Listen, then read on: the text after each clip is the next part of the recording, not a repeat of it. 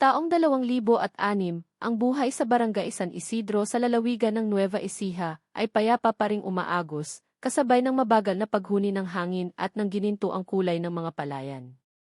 Tuwing umaga, ang tilaok ng mga tandang ang siyang gumigising sa mga magsasakang sanay sa simpleng pamumuhay. Dito, kung saan ang katahimikan ay binabasag lamang ng tunog ng mga kuliglig at ng lagaslas ng tubig sa mga patubig, magsisimula ang isang kwentong yayanig sa buong komunidad. Isang umaga, habang makapal pa ang hamog na bumabalot sa paligid, marahang naglakad si Mang Lando sa Pilapil.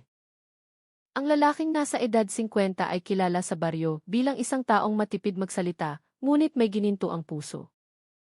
5 taon na ang nakalipas mula nang pumanaw ang kanyang kaisa-isang anak, at simula noon, naging ugali na niyang gumising ng maaga upang magtungo sa sakahan, isang paraan upang pakalmahin ang isipang gabi-gabing binabagabag ng mga alaala.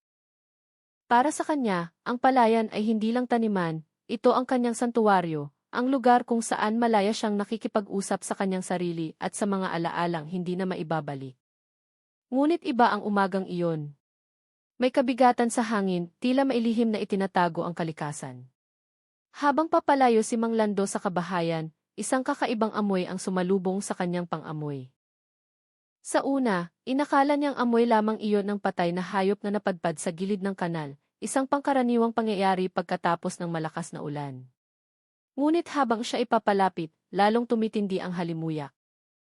Isang uri ng amoy na nakasusulasok na nagpapasikip sa dibdib at nagpatigil sa kanyang mga hakbang. Tumayo siya sandali, pinagmasdan ang lawak ng palayang naging saksi sa kanyang mga pighatit saya.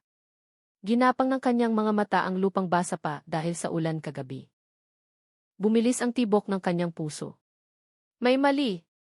Ang kanyang karanasan bilang magsasaka ay nagbigay sa kanya ng matalas na pakiramdam sa anumang pagbabago sa kalikasan.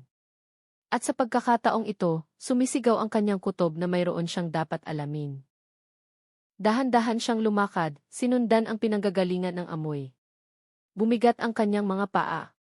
Bawat metrong kanyang tinatahak ay tila nagbabalik sa alaala ng araw na nawalan siya ng pinakamamahal sa buhay. Ang amoy na iyon, sa hindi maipaliwanag na dahilan, ay bumuhay sa isang lumang takot na matagal na niyang sinubukang ibaon sa limot. Nagpatuloy siya sa paglakad kahit pa kumakabog ang kanyang dibdib. Nang marating niya ang isang bahagi ng sakahan na malayo sa pangunahing pilapil, napansin niya ang lupaing hindi pantay. May mga bahaging tila inapakan ng isang bagay na mabigat. Yumuko si Mang Lando, kinapa ang malambot na putik. May mga bakas doon na hindi pamilyar sa kanya.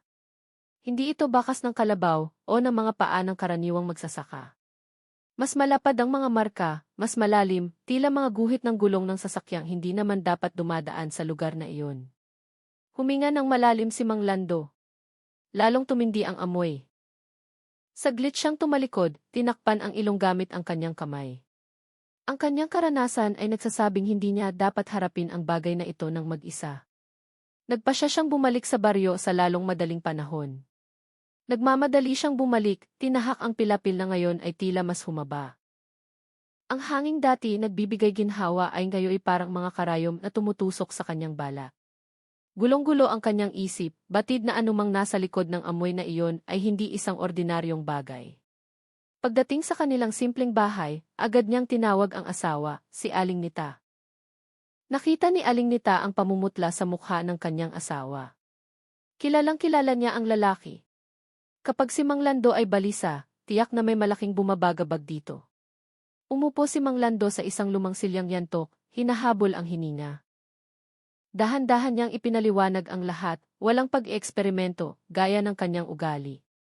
Nakinig si Aling Nita nang may buong atensyon, hinaplos ang kamay ng asawang bahagyang nanginginig. Kailangan nating i-report ito, Lando, mahinahon ngunit may diin ang boses ni Aling Nita. Tumango si Mang Lando. Hindi madali ang desisyon, ngunit alam niyang tama ang kanyang asawa. Sa kanilang baryo, ang lahat ng bagay ay ginagawa ng sama-sama. Nagbabantayan, nagtitiwalaan.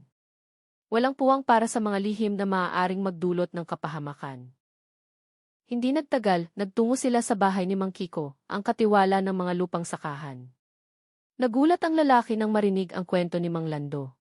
Naging seryoso ang kanyang mukha. Walang pag-aaksaya ng oras, Tinawag niya ang ilan pang residente na itinuturing na may sapat na dunong sa pagpapasya. Nagtipon sila sa maliit na espasyo sa tabi ng kapilya, pinag-usapan ang bagong natuklasan. Nang marinig ng mga taga-baryo ang paliwanag ni Mang Lando, nabalot ng katahimikan ang paligid. Nagkatinginan ang bawat isa, tila naghahanap ng sagot sa mukha ng kanilang mga kasama. Ang masangsang na amoy sa palayan ay hindi karaniwan. Ang bakas ng mabibigat na gulong ay lalo pang nagdulot ng kaba. Matapos ang maikling pag-uusap, napagdesisyonan nilang i-report agad ang insidente sa mga otoridad sa munisipyo. Bago pa man tumaas ng husto ang sikat ng araw, 2 residente ang umalis sakay ng isang lumang motorsiklo, binaybay ang maalikabok na daan patungo sa himpilan ng pulisya. Samantala, ang balita ay nagsimula ng kumalat sa buong barangay. Ang mga nagbibilad ng palay, mga inang naghahanda ng almusal, hanggang sa mga lolo na nakaupo sa kanilang mga beranda, lahat ay nagsimulang magbulungan tungkol sa mga posibleng masamang pangyayari. Ang araw na dati payapa ay napuno ng mga tanong. Ang barangay San Isidro ay hindi pa nakaranas ng ganito kalaking misteryo. Ngunit sa likod ng pangamba, isang bagay ang nanatiling matatag, ang pagkakaisa ng mga residente. Dahil sa maliit na baryong ito, ang pagdadamayan ang kanilang kalasag na hindi kailanman nawawasak. At mula sa puntong ito, nagsimula ang mahabang paglalakbay ng kwento. Isang amoy na hindi malaman kung saan nagmula ang magdadala sa mga taga-baryo sa isang serye ng mga pangyayaring iayanig sa kanilang katahimikan. Isang misteryong unti-unting mabubuksan na nagsimula sa isang simpleng hakbang ng isang matandang magsasaka na ang tanging hangad ay kamustahin ang kanyang palayan sa umaga. Tanghali na nang tumaas ang sikat ng araw, tinatanglawan ang mga palaya ng barangay San Isidro na karaniwang payapa. Ngunit sa araw na iyon, nagbago ang lahat. Ang mga residente ay nagsimulang magtipon sa gilid ng sakahan, nakatayo ng may pangamba, habang panakanakang sumusulyap sa daan ng baryo. Hinihintay nila ang pagdating ng mga otoridad, umaasang magkakaroon ng kasagutan sa kakaibang amoy na natuklasan ni Mang Lando kaninang umaga. Sa kaibuturan ng kanilang mga puso, may takot na mahirap isantabi. Hindi nagtagal, isang ugong ng sasakyan ang narinig mula sa maalikabok na kalsada. Isang lumang itim na service vehicle ang dahan-dahang dumaan, sinusundan ng isang police motorcycle na lulan ang 2 nakaunipormeng opisyal. Nagbigay daan ang mga residente. Mula sa sasakyan, isang lalaking nasa edad 40 ang bumaba, seryoso ang mukha. Siya si Police Staff Sergeant Marco Reyes, ang opisyal na inatasang imbestigahan ang ulat mula sa barangay. Si Mang Lando ay nakatayo sa unahan, hinihintay sila habang pinipigilan ang malakas na kabog ng kanyang dibdib. Pinilit niyang pakalmahin ang sarili mula pa kaninang umaga, ngunit hindi nawawala ang kaba. Nang lumapit si Sergeant Reyes, magalang siyang bumati at hiniling na ihatid sila ni Mang Lando sa lokasyon kung saan natagpuan ang masangsang na amoy. Nagsimulang maglakad ang grupo, tinahak ang parehong pilapil na dinaanan ni Mang Lando kanina. Ngunit ngayon, iba na ang pakiramdam ng kanyang mga hakbang.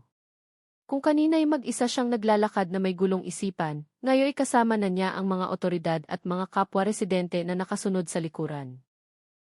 Bagamat may kaunting kapanatagan dahil hindi na siya nag-iisa, naroon pa rin ang takot na baka ang matutuklasan nila ay mas malala pa sa kanilang inaasahan. Ilang metro bago marating ang lugar, itinaas ni Sergeant Reyes ang kanyang kamay, isang senyales para huminto ang mga residente. Hiniling niyang 2 opisyal lamang ang sumama sa kanya papalapit. Si Mang Lando ay nanatili sa unahan upang ituro ang eksaktong lokasyon. Habang sila'y papalapit, muling sumingaw ang amoy, mas matindi pa kaysa kaninang umaga. Nagkatinginan ang mga opisyal. Itinuro ni Sergeant Reyes ang isang bahagi ng lupa na hindi pantay. 4 na opisyal ang dahan-dahang naghukay gamit ang maliliit na pala. Hindi na kinailangang maghintay ng matagal. Isang bagay na matigas at madulas ang nagsimulang lumitaw mula sa ilalim ng putik. Isang bowl na saradong-sarado, kulay itim. May mga gasgas sa gilid nito, tila kinaladkad. Napigil ni Mang Lando ang kanyang hininga, nang hina ang kanyang mga tuhod. Sa likuran, ang mga residenteng nakatanaw mula sa malayo ay nagsimulang magbulungan. Sumenya si Sergeant Reyes na huwag lumapit. Isang simpleng police line ang ginawa mula sa straw at mga piraso ng kawayan na natagpuan sa paligid. Matapos may angat ang unang bowl, hindi tumigil ang mga opisyal. Sinuyod nila ang paligid hanggang sa makatagpo ng isa pang bowl sa kabilang bahagi. Ang ilan ay napakabigat, nagpapahiwatig na mailaman sa loob. Sa loob ng ilang minuto, higit sa isa ang kanilang natagpuan. May mga nakalubog sa putik, mayroon namang natatakpan lamang ng mga tuyong dahon. Nang linisin ang ibabaw ng isa sa mga bowl, napalunok ang isang opisyal. Nanginginig ang kanyang mga kamay. Sa mabigat na boses, tinawag niya si Sergeant Reyes. Lumapit ang sarhento, bahagyang binuksan ang siwang upang masilip ang laman nang hindi nasisira ang bowl. Nang mabuksan ang siwang, ang hangin na lumabas mula rito ay nagpaatras sa lahat. Saglit na ipinikit ni Sergeant Reyes ang kanyang mga mata, tila pinipigilan ang isang alon ng emosyon. Pagkatapos, nagbigay siya ng isang mahigpit na utos na lumayo ang lahat ng residente. Tumigas ang kanyang mukha, hindi dahil sa galit, kundi dahil sa pagkaunawa na ang kanilang natuklasan ay hindi isang pangkaraniwang pangyayari. Napahawak si Mang Lando sa kanyang dibdib. Hindi niya nakita ang laman ng bowl, ngunit mula sa reaksyon ng mga opisyal, naintindihan na niya. Si Aling Nita, na kanina pa nakatayo sa likuran, ay agad na nilapitan ang asawa, hinawakan ang kamay nito upang manatiling kalmado. Ilan sa mga mas batang residente ay nagsimulang magpanik. May mga nagtatanong, may gustong umuwi upang kunin ang kanilang mga anak, at mayroon ding mga nakatayo lang na parang natulo sa takot. Ngunit sinubukan ng mga nakatatanda sa baryo na pakalmahin ang sitwasyon.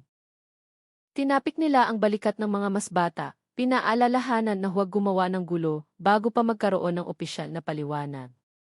Matapos maimapa ang buong lokasyon, tumayo si Sergeant Reyes sa harap ng mga residente. Hindi siya nagbigay ng detalyadong paliwanag, ngunit ang tono ng kanyang boses ay sapat na upang lalong bumigat ang pakiramdam. Ang kanyang mukha ay nagpakita ng katatagan ng isang alagad ng batas, ngunit ang kanyang mga mata ay may bakas ng pag-aalala. Sinabi niyang kailangang bakantehin ang lugar. Maglalagay sila ng police line, seselyuhan ang lokasyon, at tatawag ng forensic team mula sa Cabanatuan City. Lahat ng residente ay pinagbawalan na lumapit at pinakiusapang manatiling kalmado. Yumuko si Mang Lando. Bagamat siya ang unang nakatuklas, wala siyang naramdamang ginhawa. Sa halip, isang pakiramdam ng pagkakasala ang lumitaw ng walang malinaw na dahilan na para bang siya ang naghatid sa kanilang baryo sa isang madilim na kabanata. Ang hangin sa hapon na karaniwang malamig ay ngayoy tila nag-ielo. Dahan-dahang umuwi ang mga residente, dala-dala ang kani-kanilang mga pangamba. Ang ilan ay nagbubulungan pa rin, ang iba ay piniling manahimik. Ang maliwanag na araw ay naging madilim. Ang palayan na dati pinagmumulan ng kanilang kabuhayan ay ngayon sumasalamin sa anino ng takot. Naglakad pa uwi sina Mang Lando at Aling Nita. Sa buong daan, ang kanilang mga hakbang ay puno ng mga tanong na walang kasagutan. Ano ba talaga ang nangyayari sa kanilang baryo na dati napakatahimik? At bakit ito lumitaw ng walang anumang babala? Sa di kalayuan, ang mga opisyal ay patuloy pa rin sa kanilang gawain, inaangat ang bawat bowl, minamarkahan, itinatala, tinitiyak na walang makaligtaan. At bawat bowl na naiangat ay tila pagbubukas ng isang bagong pahina ng misteryong hindi pa nabubunyag. Pababa na ang hapon nang dumating ang grupo ng mga otoridad mula sa Cabanatuan sa Barangay San Isidro. Dumating sila lulan ng mga sasakyang may dalang kumpletong kagamitan, mula sa mga malalaking ilaw, forensic kits, hanggang sa maliliit na tolda para sa pagtatala ng mga ebidensya. Ang mga residenteng nakatanaw mula sa malayo ay nakatayo lamang, kahit papuno ng kuryosidad at pangamba ang kanilang mga puso. Hindi pa kailanman nakakita ng ganito karaming pulis ang kanilang maliit na baryo. Sinalubong ni Sergeant Reyes ang forensic team. Pagod ang kanyang mukha, ngunit nanatiling nakatuon ang kanyang mga mata. Ito na ang pinakamahabang araw sa kanyang buhay. Iginaya niya ang grupo patungo sa lokasyong may police line. Habang dumadaan sa mga residenteng nagmamasid, hiniling ni Sergeant Reyes na umuwi na sila para magpahinga, ngunit ang ilan ay nanatili, hindi kayang iwanan ang malaking misteryong bumabalot sa kanilang baryo. Sa gilid ng palayan, nakatayo si Mang Lando, bahagyang nakayuko. Hindi pa niya kayang umuwi. May isang bagay sa loob niya na tumatangging umalis. Nasa tabi niya si Aling Nita, hawak ang braso ng asawa upang manatiling matatag. Ilang ina rin ang nakatayo malapit sa kanila, nagbubulungan, nagbibigayan ng lakas ng loob dahil ang kanilang nakita ay masyadong mabigat para sarilinin. Nang buksan ang mga malalaking ilaw, nagbago ang itsura ng palayan. Ang lugar na karaniwang tahimik ay tila naging isang malaking crime scene. Ang puting liwanag ay tumama sa basang putik, lalong nagpatingkad sa nakakatensyong itsura ng mga naiangat na baul. Nagsimulang maghanda ang forensic team. Isa-isang sinuri ang mga baul. May mga opisyal na nagtala ng posisyon, habang ang iba ay nilinis ang mga gilid upang walang makaligtaang marka. Gumalaw sila ng may kaayusan, hindi nagmamadali, ngunit hindi rin bumabagal. Bawat bowl ay sinukat, minarkahan ang takip at binigyan ng numero. Walang ibang maririnig kundi ang mga utos ng mga opisyal at ang ihip ng hangin na dala ang amoy ng putik at tensyon. Pinanood ni Sergeant Reyes ang kanilang trabaho. Bagamat pilit siyang nagpapakita ng katatagan, naninikip ang kanyang dibdib. Nakaranas na siya ng mga mabibigat na kaso, ngunit hindi pa niya hinarap ang ganito kalaki, lalo na sa isang baryong kilala sa kapayapaan. Tiningnan niya ang mga opisyal na binubuksan ang kanilang mga talaan, binibilang ang mga bowl na nagsisimula ng humilera. 1, 2, 3. At patuloy na nadadagdagan. Mula sa malayo, pinagmamasdan ni Mang Lando ang bawat bowl na naitatala. Bawat isa ay parang isang dagdag na suntok sa kanyang kalooban. Wala siyang kilala sa loob ng mga iyon, ngunit bilang isang amang nawalan ng anak, bawat bowl ay tila humihiwa sa kanyang mga alaala. Hinawakan niya ang kanyang dibdib, pinipigilan ang isang bagay na hindi niya maipaliwanag.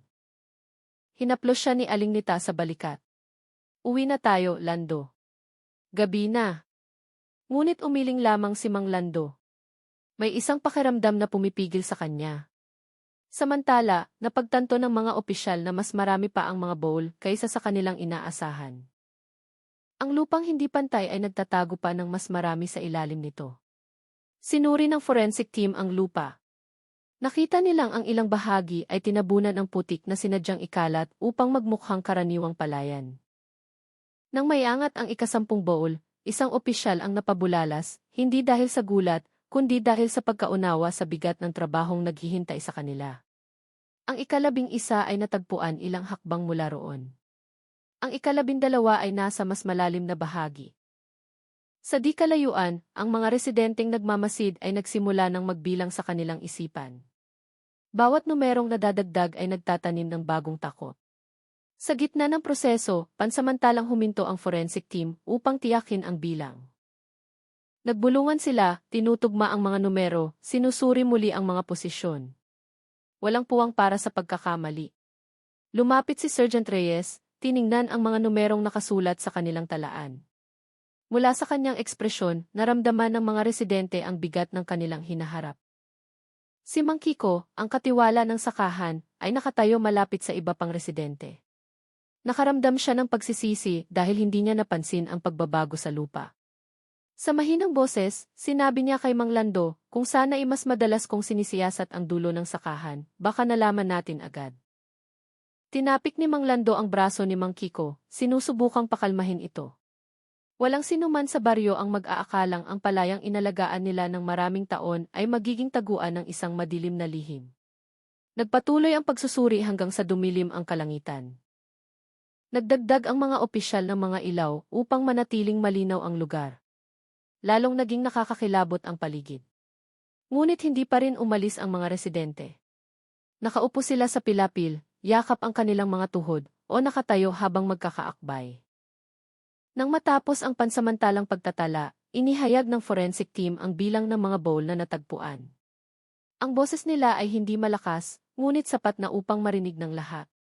Ang bilang ay nagpatakip sa bibig ng ilan, nagpakuyom ng kamao sa iba, at nagpatulala sa marami. Ang barangay San Isidro ay hindi na magiging pareho pagkatapos ng araw na iyon. Huminga ng malalim si Sergeant Reyes. Alam niyang simula pa lamang ito. Marami pang tanong na walang sagot.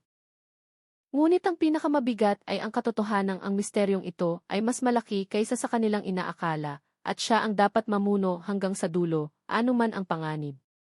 Samantala, tumingala si Mang Lando sa langit. Ang hangin ng gabi ay dala ang marahang tunog ng mga puno. Sa kanyang puso, ipinagdasal niyang ang katotohanang mabubunyag ay hindi wawasak sa kanilang baryo. At sa hindi malamang dahilan, may kutob siyang ito ay simula pa lamang ng isang mahabang paglalakbay na hindi pa niya lubos na naunawaan. Nang gabing iyon, matapos ang pansamantalang pagtatala, karamihan sa mga residente ay umuwi na, mabigat ang mga hakbang. Ngunit ilang opisyal ang nanatili sa lokasyon. Ang mga ilaw ay nanatiling nakabukas, tinatanglawan ang putik ng palayan na ngayoy tila isang madilim na pahina na puno ng mga lihim. Ang malamig na hangin ay dala ang amoy ng basang lupa, ngunit ang masangsang na amoy mula sa isang partikular na lugar ay bahagya pa ring nararamdaman, kaya't ang mga opisyal ay nag-iingat at nagsusuot ng face mask na katayo si Sergeant Reyes. Pinagmamasdan ang lugar na minarkahan. Bagamat pagod, nanatiling matalas ang kanyang mga mata.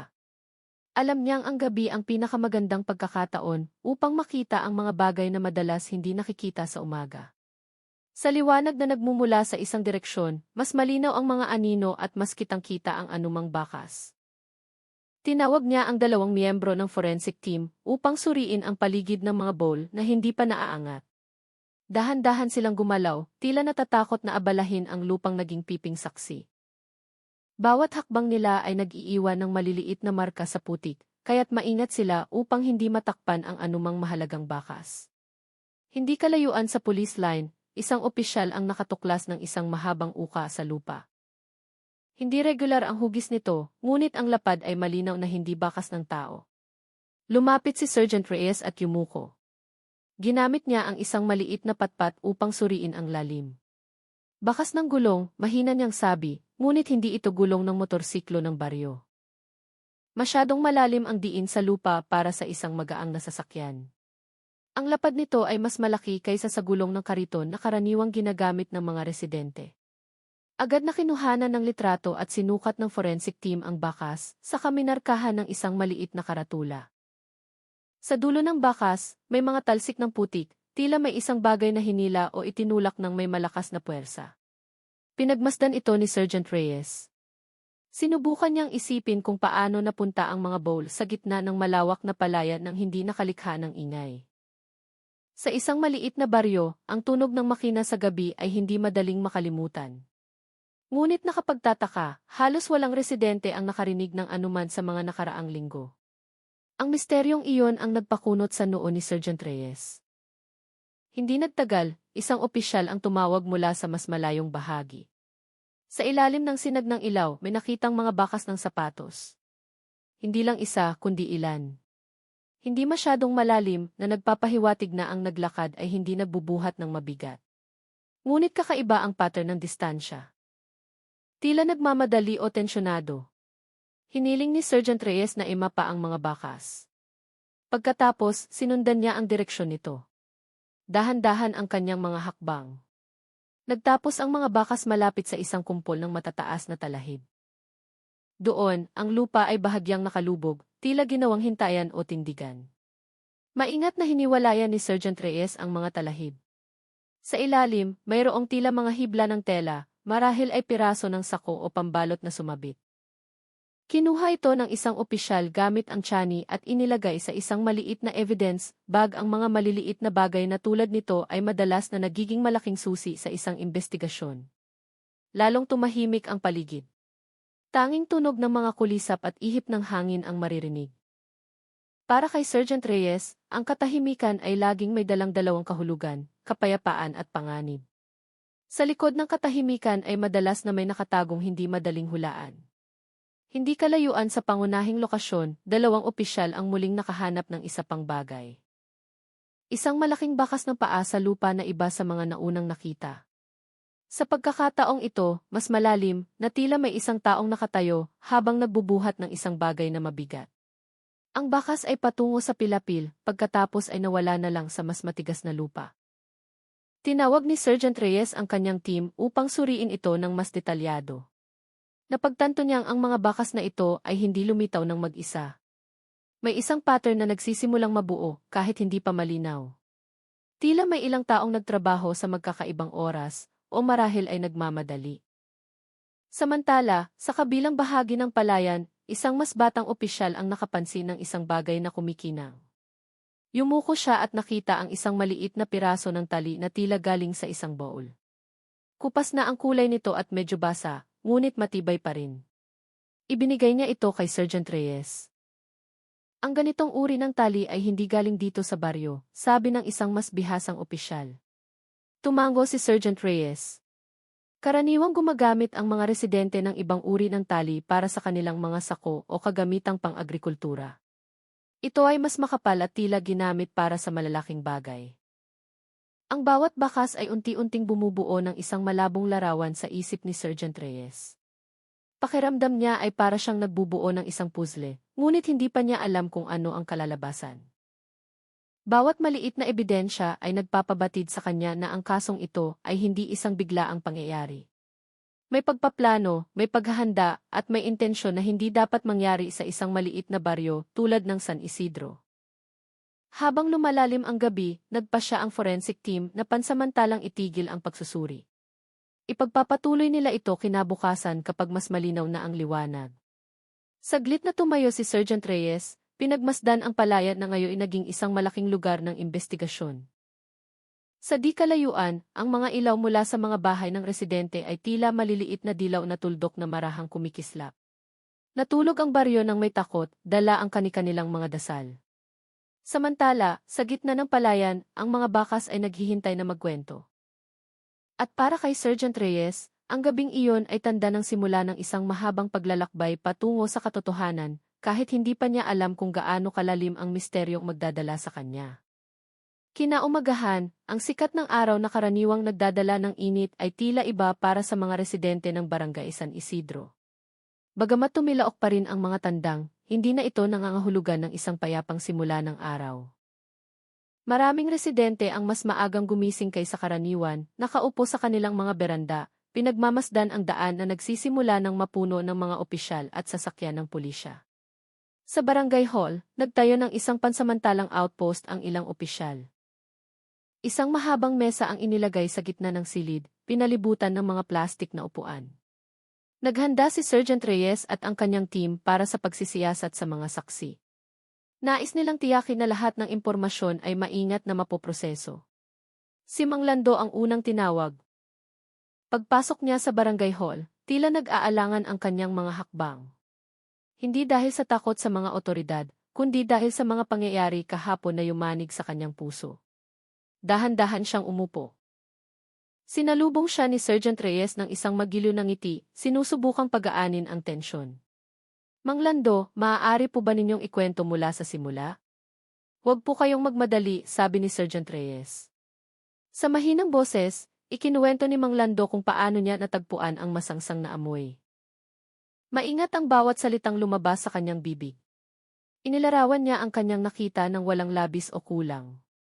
Paminsan-minsan, humihinto siya upang habulin ang hininga, at si Aling Nita na kasama niya ay tinatapik ang kanyang kamay upang magbigay ng lakas.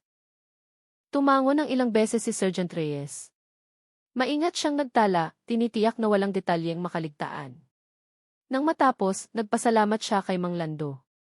Dahan-dahang tumayo ang matanda at lumabas ng silid, ngunit hindi pa rin ganap na nawala ang bigat sa kanyang mga balikat. Pagkatapos ni Mang Lando, ilang residente pa ang tinawag. Si Aling Ida, isang tindera ng gulay na madalas lumabas ng bahay bago pa sumikat ang araw, ay umupo sa silya na may nanginginig na mga kamay. May nakita po akong malaking ilaw ilang gabi na ang nakalipas, sir. Pero akala ko po ay mga taga-baryo lang na may dalang sasakyan para magkarga ng palay, mahina niyang sabi.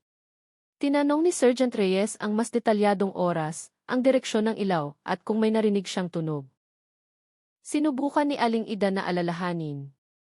Bagamat halata sa kanyang mukha na hindi siya sigurado, bawat maliit na impormasyon ay masigasig na itinala. Ang sumunod na saksi ay si Rafael, isang binata na madalas maglakad malapit sa sakahan tuwing gabi. Iba sa ibang residente na kinakabahan, si Rafael ay umupo ng may tensyon sa mukha, ngunit may ibang kinikislap ang kanyang mga mata. May pag-iingat doon. Madalas kang maglakad sa gabi, hindi ba? Tanong ni Sergeant Reyes, habang inoobserbahan ang ekspresyon ni Rafael. Opo, sir, maikling sagot ni Rafael. Bakit? Yumuko si Rafael. Hindi siya agad sumagot.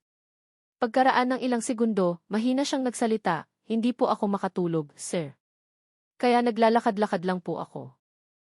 Bagamat simple ang kanyang dahilan, ang tono ng kanyang boses ay tila may itinatagong hindi pa nasasabi. Hindi siya pinilit ni Sergeant Reyes. Alam niyang may mga taong nangangailangan ng oras para maglabas ng buong kwento. Iniba niya ang usapan. "Nakakita ka na ba ng malaking sasakyan na dumaan sa gabi?" Natahimik si Rafael. Hindi dahil hindi niya alam ang sagot, kundi dahil tinitimbang niya kung dapat niyang sabihin ang kanyang nakita. Ilang beses siyang huminga ng malalim. Sa huli, sinabi niya, "Nakita ko po ang isang pickup truck na dumaan sa gilid na kalsada, pero hindi ko po nakita ng malinaw, sir. Ang ilaw lang po." Muling nagtala si Sergeant Reyes. Hindi siya nagpakita ng pagdududa, bagamat sa kanyang puso, nararamdaman niyang may kulang sa kwento ni Rafael. Babalikan niya ito mamaya. Pagkatapos ng pagsisiyasat sa mga saksi, nagtungo si Sergeant Reyes sa kabilang bahagi ng outpost. Doon, ilang opisyal ang nagbubuklat ng mga ulat ng mga nawawalang tao mula sa kanilang istasyon at sa Kapitolyo. Nagpatong-patong ang mga papel. Ang ilan ay lumana, ang iba ay ilang buwan pa lang na-i-report. Nagsimulang itugma ng mga otoridad ang timeline ng insidente sa mga ulat. Napag-alaman nilang maraming residente mula sa mga kalapit na lugar ang nawala sa mga nakalipas na taon. Hindi lahat ay nai-report bilang malaking kaso dahil ang ilan ay umalis para magtrabaho sa ibang lugar nang walang paalam. Ngunit mayroon ding mga bigla na lang nawala ng walang malinaw na dahilan. Ito ang nagpatahimik kay Sergeant Reyes. May ilang ulat na isinulat ng mga pamilya na puno ng pag-asa, humihiling na matagpuan ang kanilang nawawalang kaanak sa anumang kalagayan, kahit pa ito'y masamang balita. Ang pagbabasa ng mga ulat na iyon ay nagpabigat sa dibdib ni Sergeant Reyes, naaalala ang sarili niyang pamilya. Saglit na pumasok sa kanyang isipan ang kanyang asawang may sakit sa kabanatuan. Ngunit agad niyang ibinalik ang kanyang focus.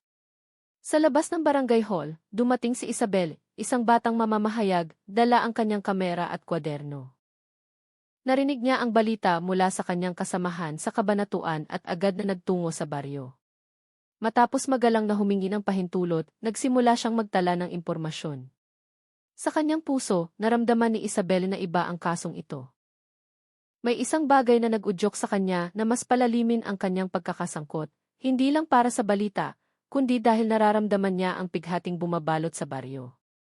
Pagsapit ng hapon, lumabas si Sergeant Reyes sa barangay hall. Tiningnan niya ang kalsadang nasa harapan, ang maliit na daan na araw-araw na dinadaanan ng mga residente. Ngayon, ang daang iyon ay naging saksi sa kalungkutang bumabalot sa kanilang komunidad. Alam niyang marami pang tanong na walang sagot. Ngunit isang bagay ang sigurado, bawat kwento mula sa mga residente, gaano man kaliit, ay magiging mahalagang bahagi sa paghahanap ng katotohanan. Mamayang gabi, magpapatuloy ang investigasyon at para kay Sergeant Reyes, ang mahabang paglalakbay na ito ay nagsisimula pa lamang. Ang mga sumunod na araw sa Barangay San Isidro ay lumipas sa isang paraang hindi kailanman inasahan ng mga residente. Ang baryo na dati may mabagal na pulso ng simpleng pamumuhay ay napuno ngayon ng mga anino ng pangamba na gumagapang sa bawat tahanan. Ang mga bata ay pinagbawalan ng maglaro sa palayan. Ang mga ina ay mas madalas nang nasa loob ng bahay, binabantayan ang kanilang mga anak. Ang mga lalaki na dati nagtitipon sa tindahan ni Aling Paising ay ngayon nakaupo ng may mabigat na mukha, pinag-uusapan ang nangyari sa mahinang boses, na tila natatakot na marinig sila ng misteryo. Kinaumagahan, naglakad si Aling Nita patungo sa maliit na palengke ng baryo. Mabagal ang kanyang mga hakbang. Karaniwan, binabati niya ang lahat ng kanyang nakakasalubong, ngunit ngayon, iba ang pakiramdam sa palengke. Ang mga tindera ay nagsasalita sa mababang tono. Ang mga mamimili ay kumukuha lamang ng sapat at nagmamadaling umuwi. Ang amoy ng mga gulay, isda, at pampalasa na dati nagpapasigla sa palengke ay natabunan ng isang makapal na hangin ng pangamba. Pagdating ni Aling Nita sa pwesto ni Aling Yanti, isang tindera ng sili at bawang, maputla ang mukha nito. Ngumiti ito nang makita si Aling Nita, ngunit halatang hindi mapakali ang kanyang mga mata. "Kamusta sa inyo, Nita?" tanong ni Aling Yanti habang nagtitimbang ng bawang. Huminga ng malalim si Aling Nita. Sinusubukan naming maging kalmado, Yanti. Pero si Lando, hindi pa rin lubos na nakakabawi sa gulat. Madalas pa rin siyang tulala.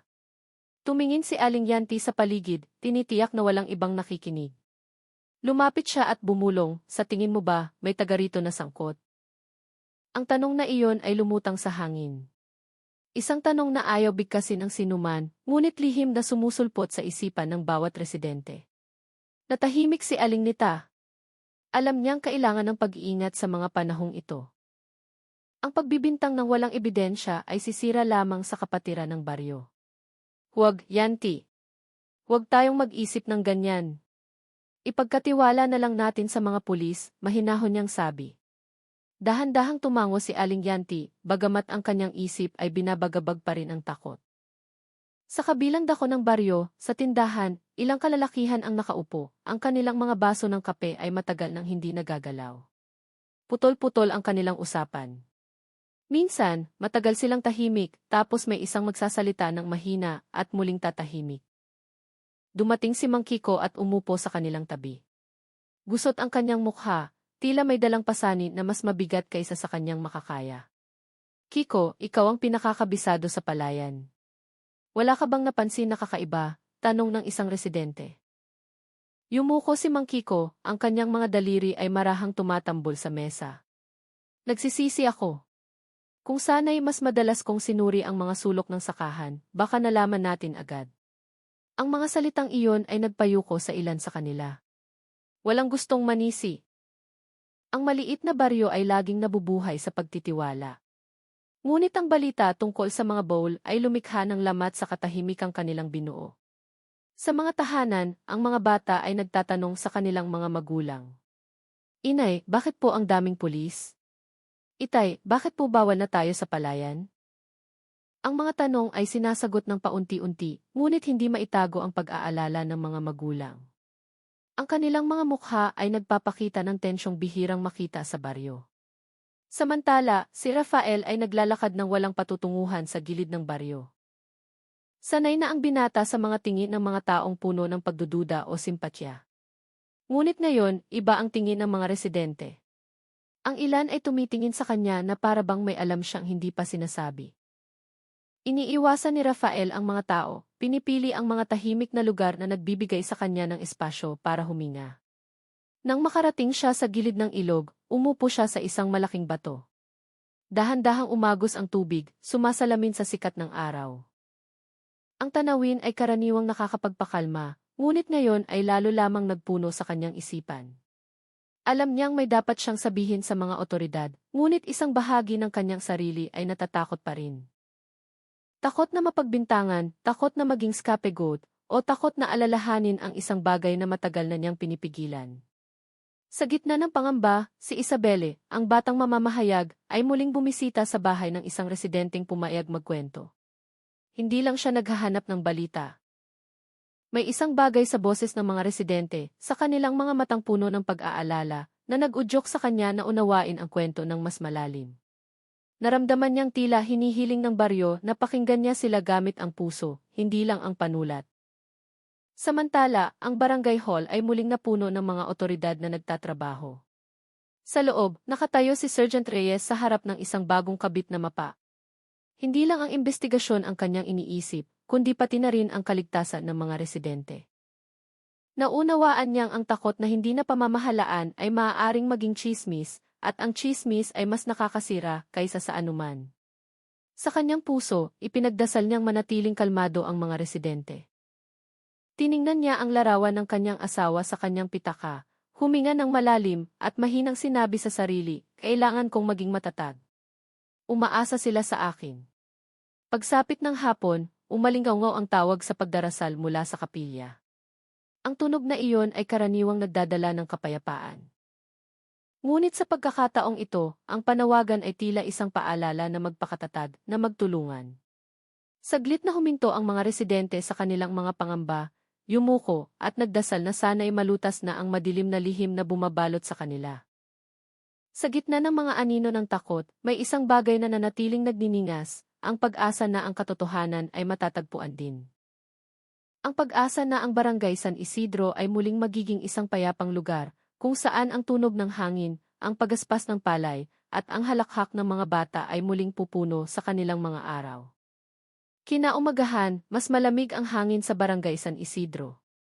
Isang manipis na hamog ang bumalot sa mga palayan na nagbigay ng mas madilim na anyo sa lupang tinanglawan ng mga ilaw kagabi. Ang mga opisyal ay bumalik na sa kanilang trabaho bago pa man sumikat ang araw. Nakatayo si Sergeant Reyes malapit sa police line, pinagmamasdan ang palayan na may mabigat na isipan. Naghanda ang forensic team ng isang maliit na mesa sa ilalim ng tolda. Dito, ilang bowl na nalinis na ang labas ay inihanay. Dati, ang mga residente ay nakakakita lamang ng mga bowl para sa mga handaan o pag-iimbak ng ani. Ngunit ang mga bowl na ito ay iba, napakaiba. Pare-pareho ang kanilang hugis, halos magkasing laki, madilim ang kulay, at ang pagkakasara ay tila pinag-isipan. Ipinakita ng isang forensic officer ang kanyang talaan, ipinakita ang pattern ng pagsusukat na ginawa nila kagabi. Lumapit si Sergeant Reyes, tinitingnan ang bawat larawan at numero. Sa una, inakala niyang ang mga bowl ay ginawa ng basta-basta. Ngunit matapos suriin muli, malinaw na lahat ay ginawa ng iisang tao o grupo na sumusunod sa isang tiyak na pattern. Ang una at ikalawang bowl ay halos magkapareho ang taas at lapad. Ganon din ang ikatlo at ikaapat. Pati ang distansya ng mga pako sa takip ay pareho. Ang kahoy ay mula rin sa iisang uri, bagamat hindi karaniwang ginagamit ng mga residente. Isang opisyal ang mahinang nagsabi, hindi ito trabaho ng isang gabi, sir. Imposibleng magawa ang ganito karaming bowl nang nagmamadali. Tumango si Sergeant Reyes. Isang bagong tanong ang sumulpot sa kanyang isip. Kung ang mga bowl ay ginawa ng may plano, sino ang gumawa nito at para saan? Bakit pinili ang isang liblib na lugar tulad ng San Isidro? Bago pa niya masagot ang tanong sa kanyang isipan, isang opisyal ang tumawag mula sa bahagi ng palayan na hindi pa nasusuri. Sir, may karagdagang natuklasan. Naglakad si Sergeant Reyes patungo roon. Sa ilalim ng sikat ng araw na nagsisimula ng tumago sa hamog, may isang maliit na tumpok ng lupa na iba ang kulay. Matapos hukayin ng kaunti, natagpuan nila ang mga bakas ng lumang tabla, tila tira ng isang lumang bowl na matagal nang iniwan. Isang bagay ang ipinahihiwatig nito, ang lokasyon ay ginamit na dati. Yumuko si Sergeant Reyes, hinawakan ang natirang tabla na mamasa-masa. Magaspang ang ibabaw nito, nagpapakita ng mas matandang edad kaysa sa mga bowl na natagpuan kahapon. Tinawag niya ang forensic team upang itala ang natuklasan, saka sinuri ang lupa sa paligid. Ang istruktura ng lupa ay nagpapakita ng paulit-ulit na pagbabago, tila hinukay at tinabunan ng higit sa isang beses. Nagsimulang kumabog ang kanyang puso. Kung totoo ngang paulit-ulit na ginamit ang lugar, nangangahulugang may isang taong ginawang ligtas na taguan ang palayan ng hindi natutuklasan. At hindi ito kayang gawin ng kahit sino lang. Mula sa ilang metrong layo, si Isabel ay maingat na nagmamasid. Itinala ng batang mamamahayag ang bawat kilos ng mga opisyal. Ngunit hindi lang siya naghahanap ng balita. May awa siyang naramdaman.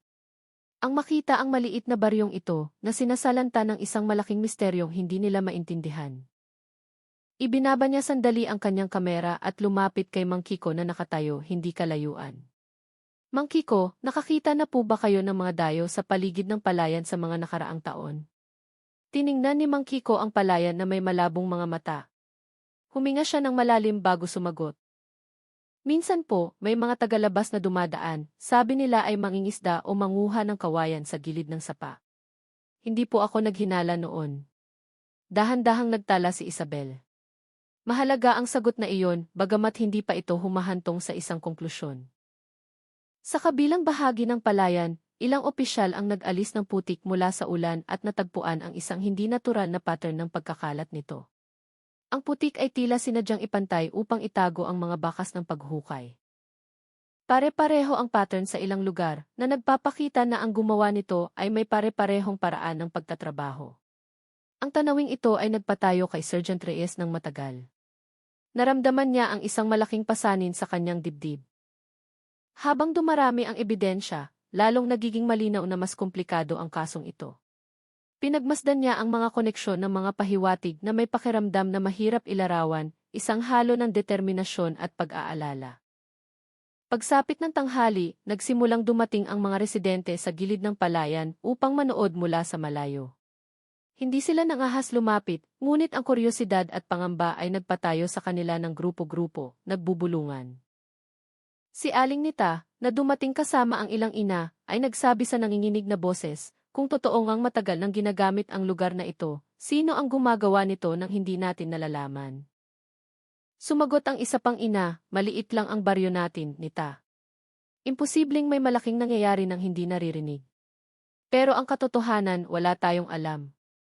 Ang mga salitang iyon ay nagpabigat sa kapaligiran.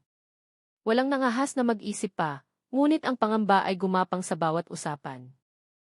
Samantala, si Rafael ay nakatayo malayo sa mga tao, pinagmamasdan ang palayan na may tensyon sa mga mata. May isang bagay sa kanyang tingin, tulad ng isang taong nagtatago ng isang piraso ng puzzle na hindi pa niya ibinibigay. Ngunit nanatili siyang tahimik, marahil hindi pa handa o hindi pa sigurado. Dahan-dahang isinara ni Sergeant Reyes ang kanyang kwaderno. Ngayong araw, nakakuha siya ng mga sagot. Ngunit ang mga sagot na iyon ay nagbukas lamang ng mas maraming tanong. Isang bagay ang alam niya, ang misteryo sa palayan ng Barangay San Isidro ay hindi isang nakahiwalay na insidente. May mas mahabang kasaysayan, mas madilim, na hindi nila alam kung kailan pa nag-aabang sa kanilang baryo. At iyon ang nagtulak sa investigasyon na maging mas apurahan. Nang umagang iyon, ang barangay hall ay muling napuno ng mga electronic device at nagpatong-patong ng mga papeles. Mula sa labas, ang simpleng gusali ay mukhang karaniwan, ngunit sa loob, mas abala ang lahat kaysa dati. Ilang opisyal mula sa lungsod ang nagdala ng mga laptop, maliliit na monitor, at kagamitan para suriin ang mga recording mula sa mga kalsadang konektado sa Barangay San Isidro. Ang baryo mismo ay walang mga security camera, ngunit ilang lugar sa kalapit na bayan ay mayroon ng mga simpleng TV na minsan ay nakakakuha ng mga sasakyang dumadaan. Bihira itong suriin, ngunit ngayon, lahat ng ito ay naging napakahalaga. Pinanood ni Sergeant Reyes ang screen na nagpapakita ng isang recording sa gabi. Ang itim at puting imahe na medyo malabo ay nagpapakita ng isang maliit na kalsada na may mga puno sa gilid. Sa isang partikular na minuto, isang liwanag ang lumitaw. Hindi ito ordinaryong ilaw ng motorsiklo, kundi mas maliwanag na tila galing sa isang mas malaking sasakyan. Ito po ay mula sa gabi, 2 araw bago matagpuan ang mga bowl, sir, sabi ng isang opisyal. Tumango si Sergeant Reyes. Dahan-dahang gumalaw ang sasakyan, halos sinasadyang iwasan ang malakas na ingay. Malabo ang hugis nito, ngunit sapat na malinaw upang malaman na hindi ito pag-aari ng isang taga-baryo. Ang mga residente ay karaniwang gumagamit ng mga lumang motorsiklo o maliliit na kariton. Ito ay mukhang isang pickup truck o isang sasakyang may takip na lona. Si Isabel, na mula pa kaninang umaga ay nasa isang sulok na may dalang kwaderno, ay seryosong pinanood ang screen.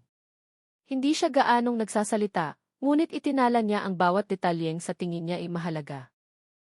Muling pinatugtog ang recording, sa pagkakataong ito'y pinalaki ang isang bahagi upang makita kung may logo o marka sa sasakyan. Sa kasamaang palad, hindi maganda ang kalidad ng recording. Ngunit nagtagumpay ang mga opisyal na kumuha ng ilang larawan para sa karagdagang pagsusuri. Sa labas ng silid, nagsimulang dumating ang mga residente upang manood mula sa malayo. Hindi sila nangahas pumasok, ngunit ang kuryosidad ay nagpatayo sa kanila sa terasa ng barangay hall. Kabilang sa kanila si Aling Ida, ang tindera ng gulay na nakakita ng ilaw sa gabi. Nang tawagin siya ni Sergeant Reyes, kinabahan si Aling Ida, ngunit sinubukan niyang manatiling kalmado. Dahan-dahang umupo si Aling Ida, hawak ang dulo ng kanyang damit. Naaalala niyo po ba ang sasakyang ito? Tanong ng isang opisyal habang muling pinapatugtog ang recording. Lumapit si Aling Ida, nanliit ang kanyang mga mata, sinusubukang kilalanin ang hugis ng ilaw sa screen. Pagkaraan ng ilang segundo, mahina siyang nagsabi, "Opo, sir. Akala ko po ay ordinaryong sasakyan lang, pero iba po talaga ang ilaw. Mas maliwanag at galing sa daan na bihirang gamitin."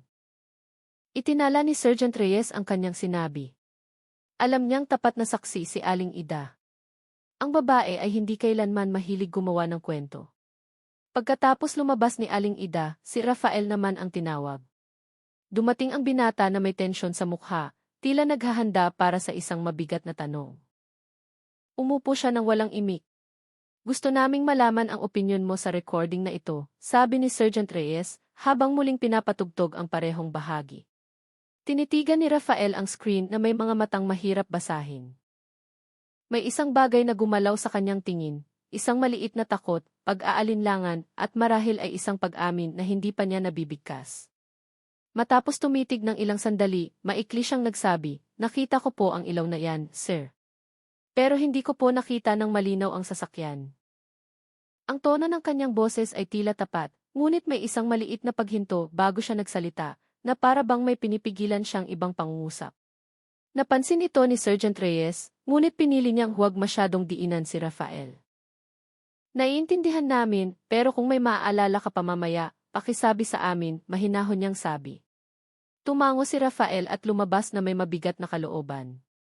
Sa terasa, matagal siyang nakatayo, nakatingin sa daan ng baryo.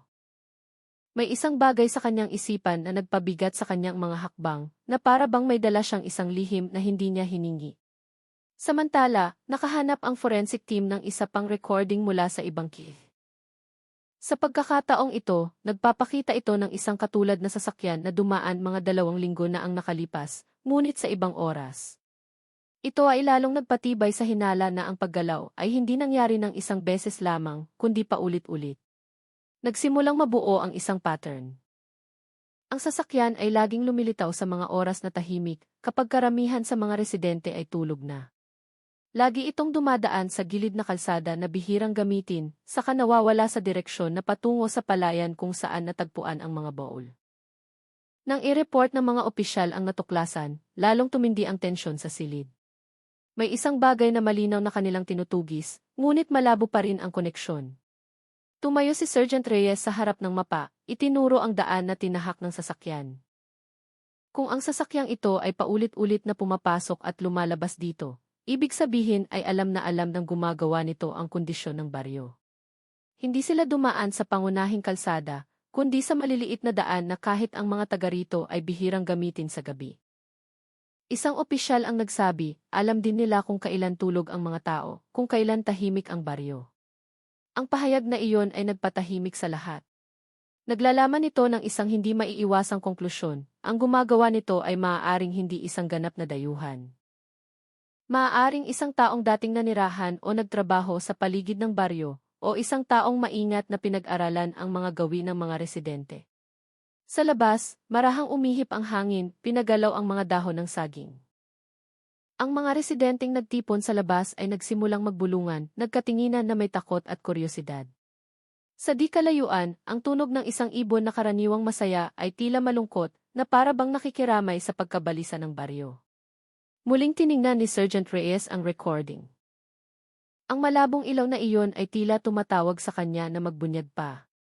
Ipinikit niya sandali ang kanyang mga mata, pinagsama-sama ang kanyang mga iniisip, saka muling iminulat ng may mas matibay na determinasyon.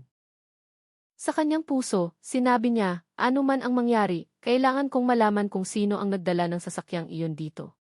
Nang gabing iyon, ang barangay San Isidro ay muling binalot ng hamog ng pangamba. Ngunit sa gitna ng takot, ang investigasyon ay patuloy na umuusad, unti-unting binubuksan ang tabing na matagal nang nagtatakip sa katotohanan. Isang araw matapos suriin ang mga recording, lumalim pa ang investigasyon. Nagpasya si Sergeant Reyes na galugarin ang mga lugar sa labas ng sakahan. Napagtanto niyang imposibleng madala ang napakaraming bowl ang hindi gumagamit ng isang partikular na ruta. Sa paligid ng barangay San Isidro, may ilang maliliit na daanan na bihirang gamitin, isang lumang kanal, isang landas na natatakpan ng talahib, at isang abandonadong gusaling gawa sa kahoy. Kinaumagahan, nagsimula si Sergeant Reyes at ang kanyang team. Mahalumigmig pa ang hangin at ang hamog ay nasa dulo pa ng mga dahon. Napakatahimik ng paligid na para bang ang buong baryo ay nagpipigil ng hininga.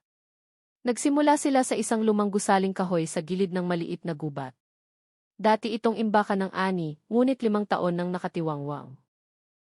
Ang mga tabla nito ay marupok na at ang bubong ay may butas. Gayunpaman, ginagamit pa rin ito ng ilang residente bilang silungan. Binuksan ni Sergeant Reyes ang pinto na umigi. Sa loob, ang hangin ay amoy lumang kahoy.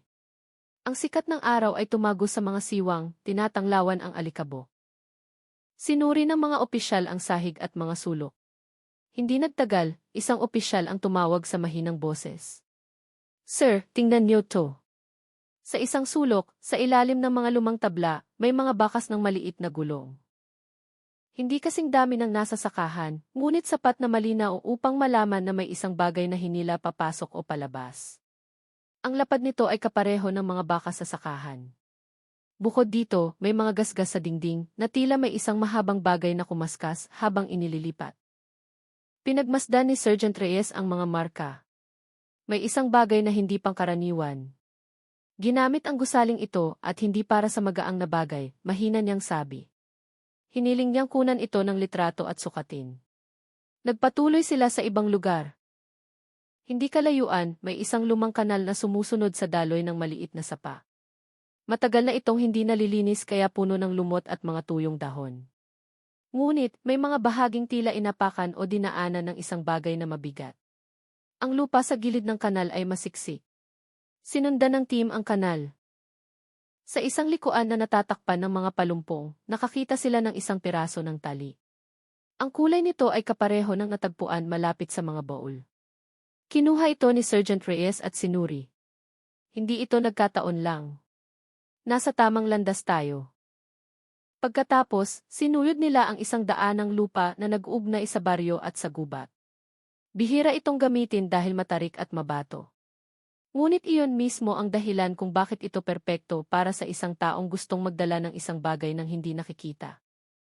Nang makarating sila sa isang patag na bahagi, isang opisyal ang yumuko at may itinuro. May bakas na naman ng gulong, sir. Pareho ang lapad sa nasa sakahan. Ang bakas ay umaabot ng ilang metro, patungong kanluran, saka nawala sa mas matigas na lupa. Ngunit sapat na ito upang patunayan na ginamit ang ruta. Sinundan ni Sergeant Reyes ang direksyon, pinagmasdan ang bawat detalye. Sa kanyang isip, nagsimula siyang bumuo ng isang larawan. Ang gumawa nito ay hindi direktang pumunta sa sakahan. Ginamit nila ang abandonadong gusali bilang pansamantalang hinto, saka inilipat ang mga bowl sa mga tagong daanan na alam lamang ng isang taong pamilyar sa baryo. Natahimik siya sandali. Ang hangin ay dala ang tunog ng mga dahong marahang nagkikiskisan. Ngunit sa likod ng katahimikan, naramdaman niya ang bakas ng isang taong sinadyang piliin ang mga lugar na ito. Sa baryo, mabilis kumalat ang balita tungkol sa pagsisiyasat. Ang mga residente ay nakatayo sa kanilang mga bakuran, nagpapalitan ng mga tingin. Nagkaroon ng maliliit na grupo sa tindahan at sa ilalim ng mga puno. Hindi nila alam kung ano ang natuklasan ng mga pulis, ngunit bawat bagong impormasyon ay tila nagdaragdag sa kanilang pangamba. Si Aling Nita, na nagpapatuyo ng damit, ay nakakita ng ilang inang nagbubulungan. Lumapit siya at sinubukang pakalmahin sila. Ipagkatiwala na lang natin lahat sa mga otoridad. Huwag na nating dagdagan ang kaba sa mga hinala. Ngunit sumagot ang isang ina, Nita, kung paulit-ulit na ginamit ang daanang iyon, ibig sabihin ba matagal na tayong inoobserbahan ng taong iyon? Ang tanong ay tumusok na parang tinik. Samantala, sa gilid ng baryo, si Rafael ay nakaupo sa ilalim ng isang puno ng bayabas. Bawat bagong tuklas ng mga pulis, lalo niyang nararamdaman ang pagnanais na magsalita. Ngunit may takot na bumubusal sa kanyang bibig. May mga alaala siyang gustong kalimutan, ngunit nagsisimula ng bumalik. Pagsapit ng dapit hapon, bumalik si Sergeant Reyes sa barangay hall, puno ng tala ang kanyang kwaderno. Bagamat pagod, alam niyang malaking hakbang ang nagawa nila. Ang mga ebidensya ay nagpatibay sa hinala na hindi lamang ang sakahan ang sangkot. May tagong ruta, may hintuan, at may mga kilos na mas matagal nang nangyayari kaysa sa kanilang inaakala. Sa katahimikan ng gabi, muling tiningnan ni Sergeant Reyes ang mapa ng baryo. Alam niyang anuman ang naghihintay sa dulo ng misteryong ito ay hindi magiging madali para sa mga taga San Isidro. Ngunit alam din niya na napakalayo na nila para huminto. Nang gabing iyon, ang barangay hall ay maliwanag pa rin. Bagamat lampas na sa oras ng pahinga, ang mga opisyal ay nakaupo pa rin sa paligid ng mahabang mesa. Sa ibabaw ng mesa, nakalatag ang ilang mapa ng baryo, mga larawan ng bakas ng gulong, piraso ng tali, at mga testimonya ng mga residente. Nakatayo si Sergeant Reyes, pagod ang kanyang mukha, ngunit matalas pa rin ang kanyang mga mata. Alam niyang ito na ang pinakamahalagang yugto, ang pagkonekta ng bawat tuldok upang mabuo ang isang malinaw na pattern. Itinuro niya ang isang mapa na puno na ng mga may kulay na linya. Ang dilaw na linya ay kumakatawan sa bakas ng gulong mula sa sakahan patungo sa lumang kanal. Ang berdeng linya ay nagpapakita ng direksyon patungo sa abandonadong gusali. Ang pulang linya ay nag-ugnay sa rutang iyon sa key recording ng kahina-hinalang sasakyan. Lahat ng mga puntong ito ay hindi basta-basta lumitaw. Masyadong maayos ang pattern, masyadong paulit-ulit, mahinang sabi ni Sergeant Reyes. Tumango ang ibang opisyal. Naramdaman din nila ang parehong bagay habang binubuo nila muli ang impormasyon. Tila mga piraso ng puzzle na sa wakas ay nagkakaroon na ng tamang lugar. Muling pinatugtog ng team ang TV recording sa isang malaking screen. Ang unang recording ay nagpakita ng sasakyan sa gabi. Ang ikalawang recording, mula sa ibang araw, ay nagpakita ng katulad na sasakyan sa ibang lokasyon na may parehong direksyon. Bagamat hindi perpekto ang kalidad, ang pattern ng paggalaw ay napaka-consistent. Pansinin ninyo ang oras, sabi ng isang analyst. Halos laging pagkatapos ng hating gabi sa pagitan ng 1:00 hanggang 3:00. Iyon ang oras na pinakatahimik ang baryo. Binuksan ni Sergeant Reyes ang mga testimonya ni Aling Ida at Rafael. Pareho nilang nakita ang ilaw sa halos parehong oras. Bagamat magkaiba ang kanilang mga alaala, ang timeline ay nagtutugma. Nakita ni Aling Ida ang ilaw mula sa kanluran. Nakita naman ito ni Rafael mula sa daan ng lupa malapit sa ilog, dagdag ni Sergeant Reyes. Pagkatapos, pinatugtog niya ang isa pang recording mula sa isang kifi sa kantong malapit sa bayan, halos 2 kilometro mula sa baryo. Ipinakita nito ang parehong sasakyan na dumaan 1 linggo na ang nakalipas. Kung guguhitan natin ng isang tuwid na linya ang 3 puntong ito, ang ruta ay patungo sa abandonadong gusali, sabi ng opisyal. Muling tiningnan ni Sergeant Reyes ang mapa. Gumuhit siya ng linya mula sa mga lokasyon ng TFs, patungo sa gusali, mula sa gusali patungo sa kanal, at mula sa kanal patungo sa sakahan. Ang linya ay bumuo ng isang mahabang ruta na hindi naputol. Alam na alam ng gumagawa nito ang mga rutang ito at pinili nila ang pinakatahimik na oras, sabi ni Sergeant Reyes. Natahimik ang silid.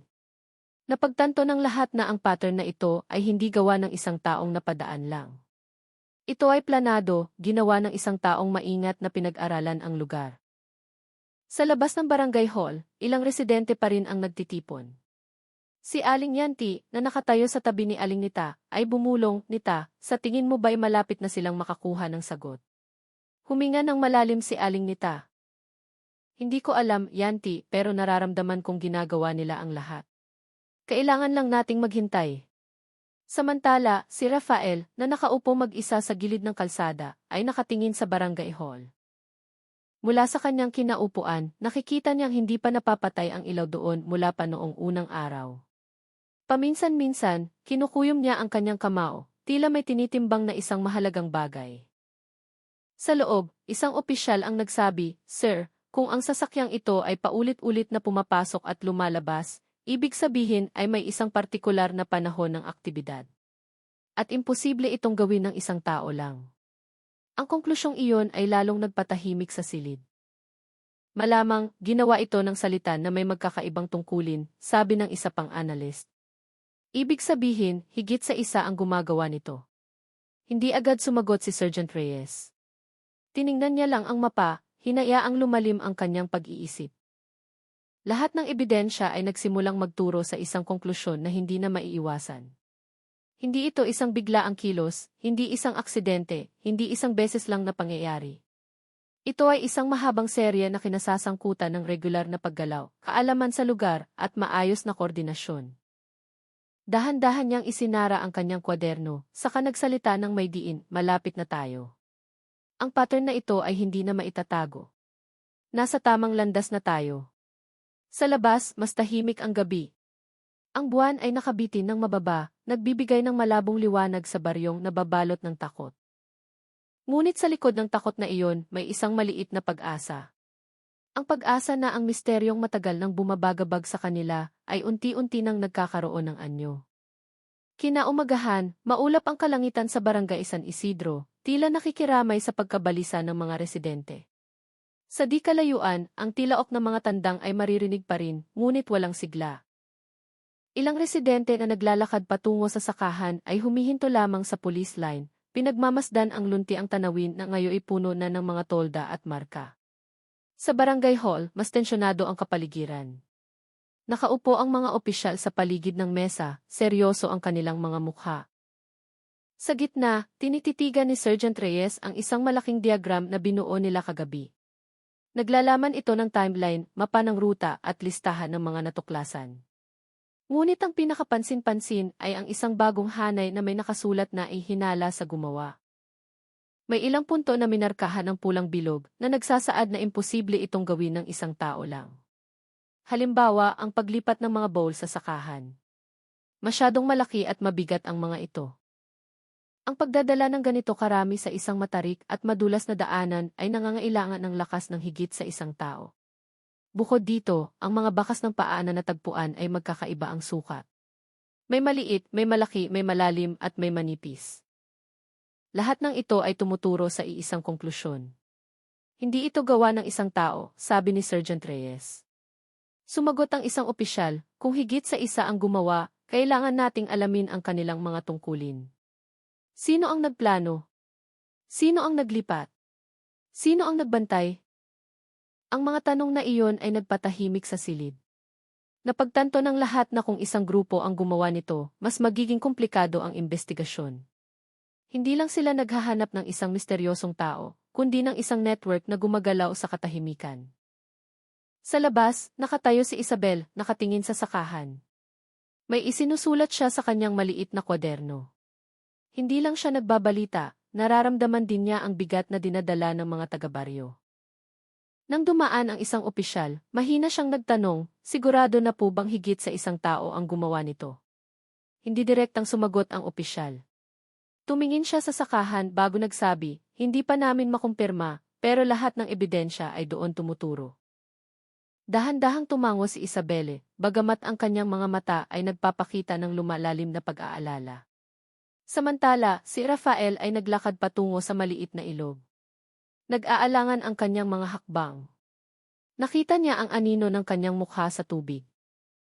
Sa kanyang mga mata, may isang pag-aalinlangan na hindi pa niya ibinabahagi kaninuman.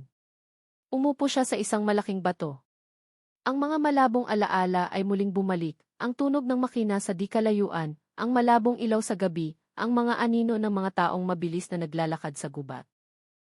Ngunit ang mga alaala ay dumating na parang hamog, malabo at mahirap hulihin.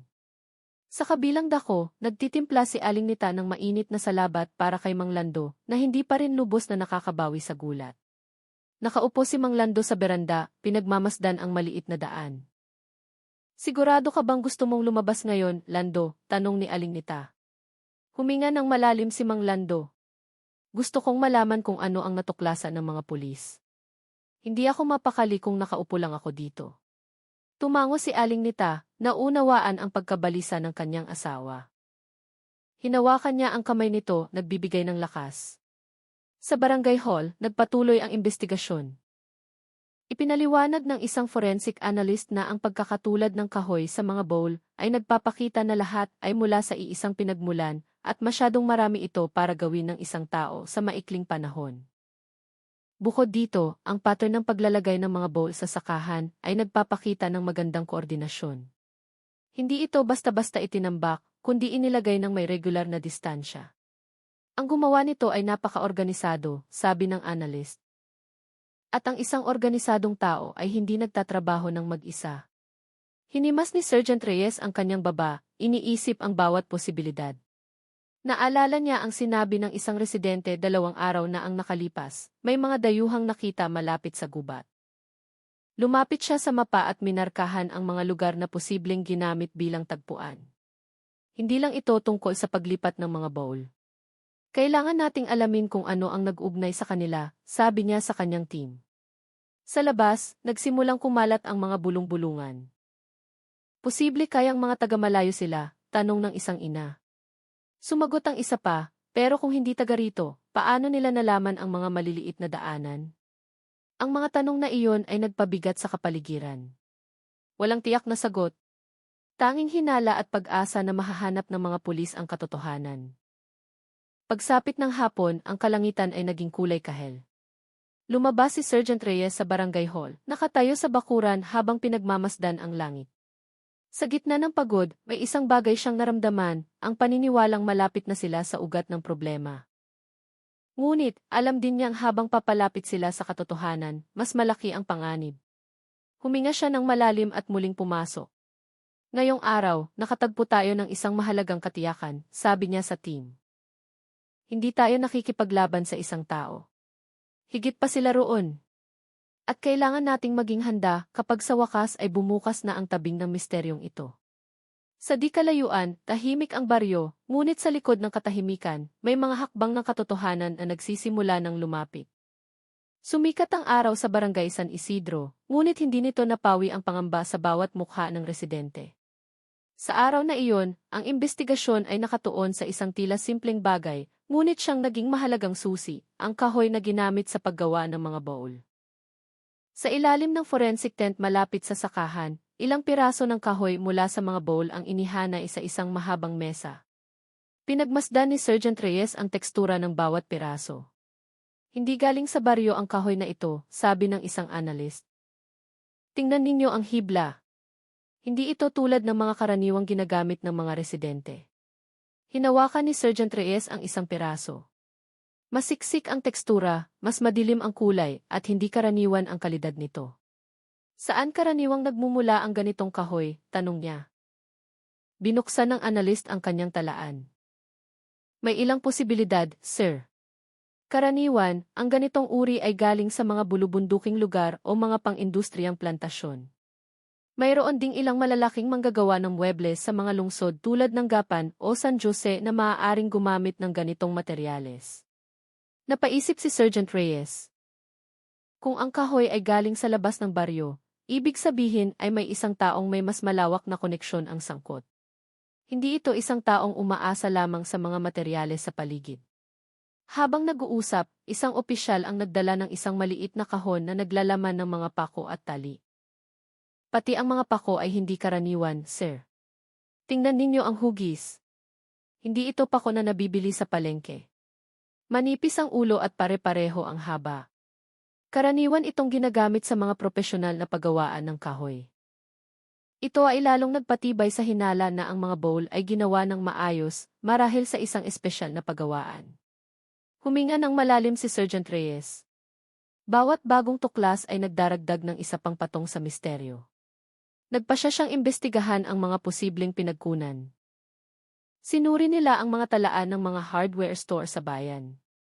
Nagtanong sila kung may malaking order ng kahoy sa mga nakaraang buwan. Sa unang hardware, umiling ang may-ari. Walang malaking order ng ganyang kahoy, sir. Lokal na kahoy lang ang binibenta namin. Sa pangalawang tindahan, pareho rin ang resulta. Ngunit sa pangatlong tindahan, isang batang trabahador ang nagbigay ng impormasyon. Hindi po ako sigurado, sir. Pero 4 na buwan na ang nakalipas, may isang tagalabas na nagtanong tungkol sa ganitong uri ng kahoy. Hindi bumili, nagtanong lang po. Hindi siya gaanong nagsasalita. Hiniling ni Sergeant Reyes na alalahanin pa ng trabahador ang itsura nito, ngunit isang malabong paglalarawan lang ang nakuha niya, isang lalaking nakaitim na jacket, mga 5-7 ang taas, at dumating sakay ng isang malaking motorsiklo. Maliit ang impormasyon. Ngunit mahalaga. Sinundan nila ang isa pang posibilidad, mga pagawaan ng kahoy. Sa kalapit na bayan, may 2 malalaking pagawaan. Sa una, sinabi ng may-ari na tumatanggap lang sila ng mga order mula sa mga pabrika. Ngunit sa pangalawa, may isang bagay na nakakuha ng kanilang pansin. Ang pagawaan ay tila tahimik at bahagyang nakasara. Ang may-ari, isang lalaking nagngangalang Mang Tonyo, ay kinabahan ng tanungin tungkol sa supply ng kahoy. Nagkaroon kami ng padala ng ganyang kahoy mula sa ibang lungsod, pero kaunti lang. Hindi para sa bowl, para lang sa espesyal na order ng muebles, mabilis niyang sabi. Naramdaman ni Sergeant Reyes na may mali. Tiningnan niya ang loob ng pagawaan. Ang alikabok ng kahoy sa sahig ay may iba't ibang kulay. May kulay ng lokal na kahoy. Ngunit mayroon ding mga piraso ng madilim na kahoy tulad ng nasa mga bowl. May nag-order po ba ng baul kamakailan, Mang Tonyo? Tanong ng isang opisyal. Matagal na natahimik si Mang Tonyo, mabigat ang kanyang hininga, saka mabilis na umiling. Wala po, sir. Mga aparador at mesa lang po ang ginagawa namin. Ang sagot ay hindi ka panipaniwala. Ngunit walang matibay na ebidensya, hindi siya mapilit ni Sergeant Reyes. Itinala na lang nila at babalikan kung kinakailangan. Sa pag-uwi, tahimik ang sasakyan. Bawat isa ay abala sa kanilang iniisip. Para kay Sergeant Reyes, ang araw na iyon ay nagbigay ng mas malinaw na larawan. Ang gumawa nito ay may access sa mga partikular na materyales at posibleng nakikipagtulungan sa mga taong hindi alam na nasasangkot na sila.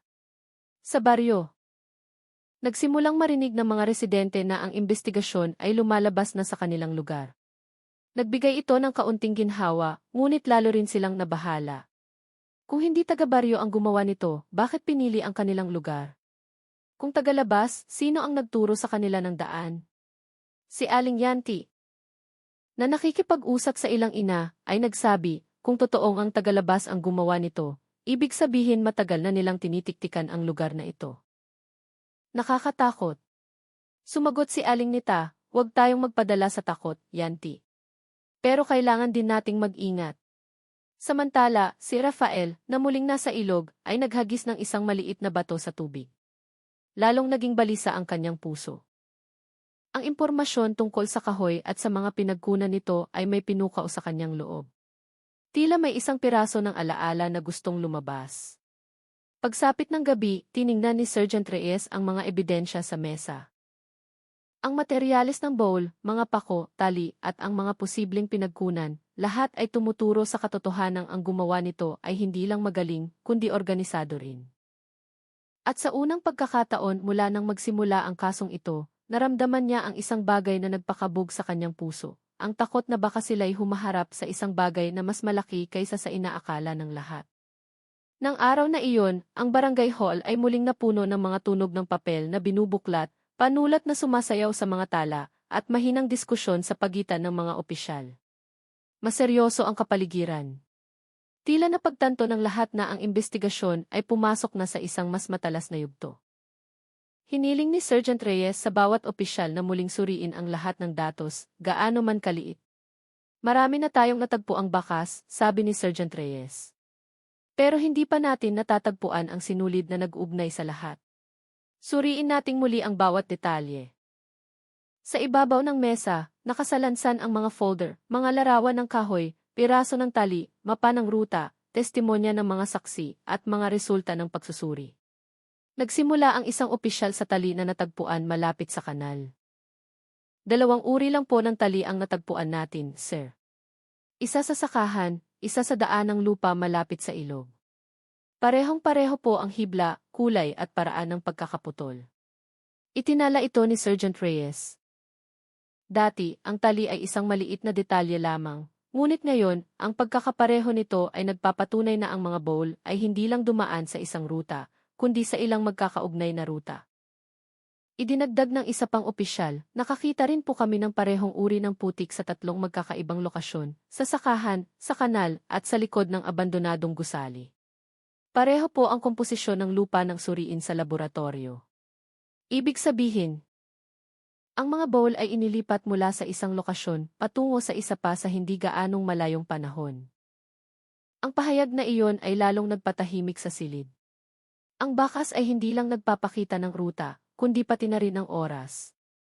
Ibig sabihin, ang gumawa nito ay hindi lang dumating ng ilang beses, kundi marahil sa isang medyo magkakalapit na panahon. Pagkatapos, sinuri muli ng isang analyst ang recording. Sir, may nakita po kami. Pansinin ninyo ang plaka ng sasakyan. Pinalaki nila ang isang bahagi ng larawan mula sa recording. Bagamat malabo, may nakitang isang pattern ng madilim at maliwanag sa likuran ng sasakyan. Hindi malinaw ang pattern, ngunit sapat na upang malaman na ang plaka ay tinatakpan ng tela o putik. Sinadya nilang takpan ang plaka, sabi ng analyst. Ibig sabihin, alam na alam nila kung paano iwasan ang pagkakakilanlan. Tumambol ang mga daliri ni Sergeant Reyes sa mesa. Ito ay nagpapakita ng pagpaplano, pag-iingat at kaalaman. Ang atensyon ay bumaling sa mga saksi. Muling binasa ang mga testimonya ni na Aling Ida at Rafael. Sa tala, nabanggit ni Rafael na may narinig siyang tunog na parang bumagsak na metal, ngunit inakala niyang tunog lang iyon ng bakod ng manukan. Tumango si Sergeant Reyes. Ang tunog na iyon ay maaaring may kaugnayan sa mga bowl o sa gamit na ginamit. Ngunit, may isa pang bagay na patuloy na umiikot sa kanyang isipan, ang kilos ni Rafael. Sa tuwing tinatawag siya, ang binata ay laging balisa, na para bang may dala siyang hindi pa niya kayang sabihin. Sa isang maliit na bahagi ng tala, nakasulat na umiwas si Rafael nang tanungin tungkol sa direksyon ng ilaw. Baka natatakot siya, isip ni Sergeant Reyes, o baka mas marami siyang nakita kaysa sa inaamin niya. Samantala, sa labas ng barangay hall, ang mga residente ay nagtipon sa maliliit na grupo. Ang kanilang usapan ay puno ng mga bulong ng pangamba. Ngunit sa gitna ng takot, may isang maliit na pag-asa na nagsisimulang sumibol. Naniniwala silang malapit na ang mga pulis sa katotohanan. Ang ilan ay nagdala pa ng pagkain para sa mga opisyal. Isang simpleng tanda ng pagmamalasakit. Dumating si Aling Yanti na may dalang mainit na pandesal at kape. Kumatok siya sa pinto at ibinigay ang pagkain. Hindi po kami masyadong makakatulong, sir. Pero gusto po naming maging malakas kayo, mahina niyang sabi. Ngumiti si Sergeant Reyes. Salamat po, Aling Yanti. Ang suportang tulad nito ang nagbibigay sa amin ng lakas. Nang umalis ang mga residente, bumalik ang seryosong kapaligiran. Muling sinuri ng mga opisyal ang abandonadong gusali. May mga bahagi ng alikabok sa sahig na nabura, na tila may isang malaking bagay na kinaladkad. Minarkahan nila ang mga bahaging iyon.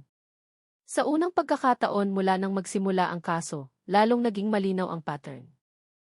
Itinago ng gumawa nito ang mga bowl sa gusali, saka inilipat sa kanal at pagkatapos ay sasakahan. Lahat ay ginawa sa isang regular na panahon. Habang sinusuri ng isang opisyal ang isang tabla ng bowl, may natuklasan silang hindi napansin dati. Isang maliit na gasgas sa loob na tila isang numero o marka. Malabo ang gasgas, ngunit pare-pareho.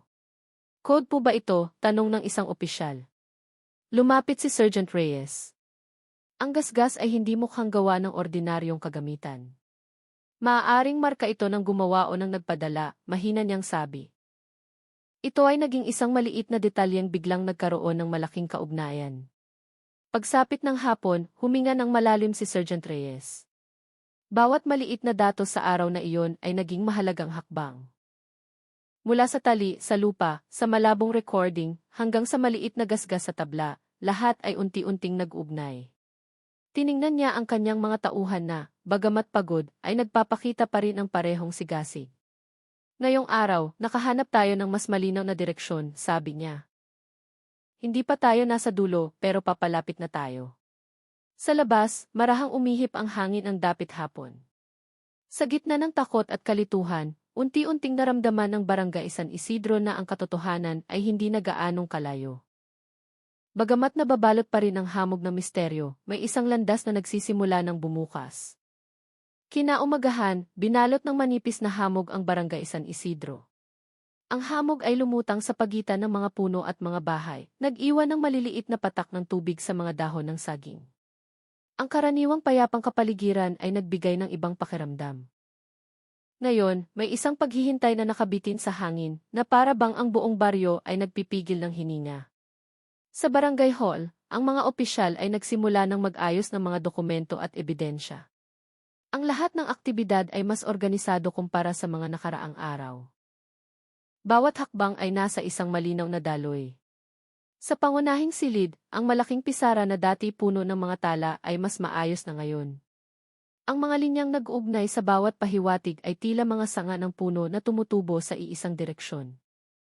Nakatayo si Sergeant Reyes sa harap ng pisara, minasahe ang kanyang sentido. Ngayong araw, kailangan nating subukan ang pagkakasunod-sunod ng mga pangyayari, sabi niya. Mayroon na tayong mga piraso, oras na para tingnan kung lahat ay magkakaugnay.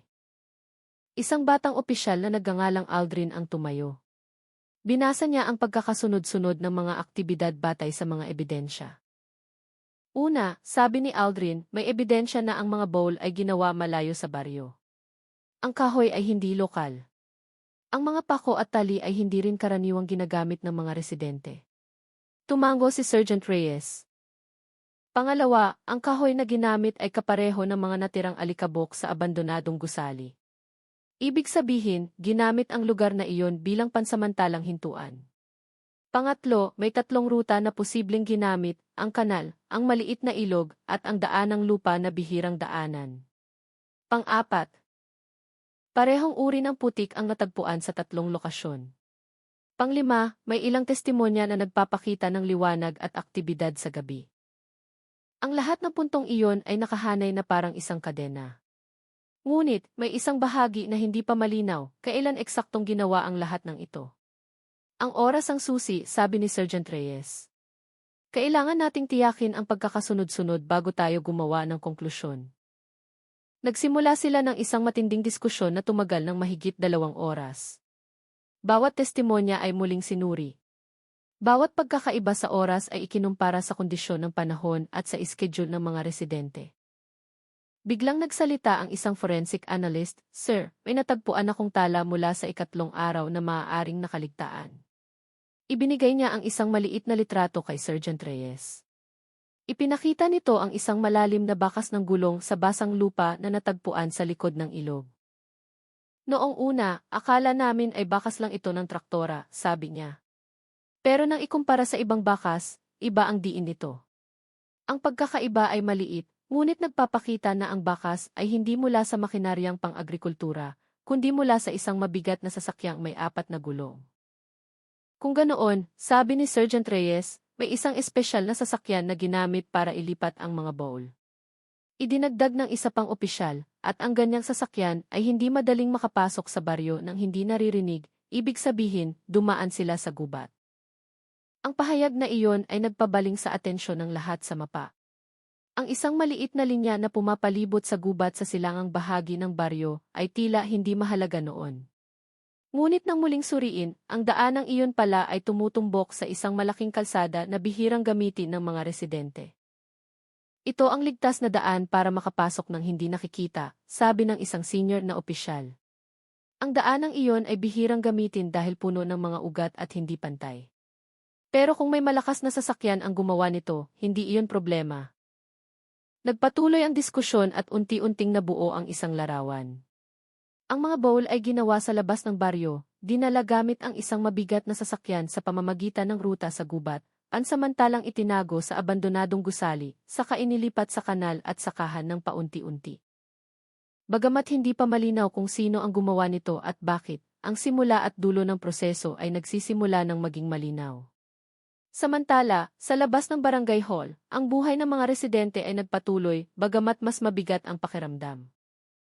Ang maliit na tindahan ni Aling Yanti ay bukas pa rin, ngunit walang tawanan na maririnig. Isang lalaki na humihigop ng kape ang mahinang nagsabi, mukhang alam na ng mga pulis kung saan sila patungo. Sumagot si Aling Yanti, sana matapos na agad. Kailangan na ng baryo na manumbalik ang kapayapaan. Sa isang sulok, si Rafael ay nakaupo mag-isa sa ilalim ng isang puno ng mangga. Maputla ang kanyang mukha at hawak niya ang dulo ng kanyang damit. May isang bagay siyang itinatago. Sa tuwing sumusulong ang investigasyon, lalong lumalabas ang kanyang pagkabalisa. Kailangan kong magsalita, pero ano ang sasabihin ko? Bulong niya, blanko ang kanyang tingin, ngunit ang kanyang mga mata ay nagpapakita ng isang malaking panloob na laban. Alam niyang may isang bagay sa kanyang alaala, isang bagay na maaaring makatulong sa mga pulis na buuin ang huling piraso, ngunit ang takot ay bumubusal sa kanyang bibig. Pagsapit ng hapon, tinapos ng team ang kanilang pulong. Muling tiningnan ni Sergeant Reyes ang malaking pisara. Ngayon, ang daloy ay tila isang anino ng kwento na nagsisimula ng magkaroon ng anyo.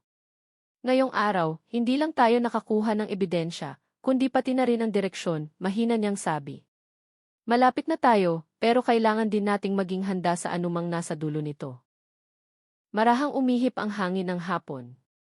Bagamat mahaba pa ang daan patungo sa katotohanan, isang bagay ang naging malinaw, ang misteryo ay hindi na walang anyo. Nagpakita na ito ng kanyang anino. At ang aninong iyon ay nagdadala sa maliit na baryo na ito papalapit sa sagot na matagal na nilang kinatatakutan, ngunit gustong malaman.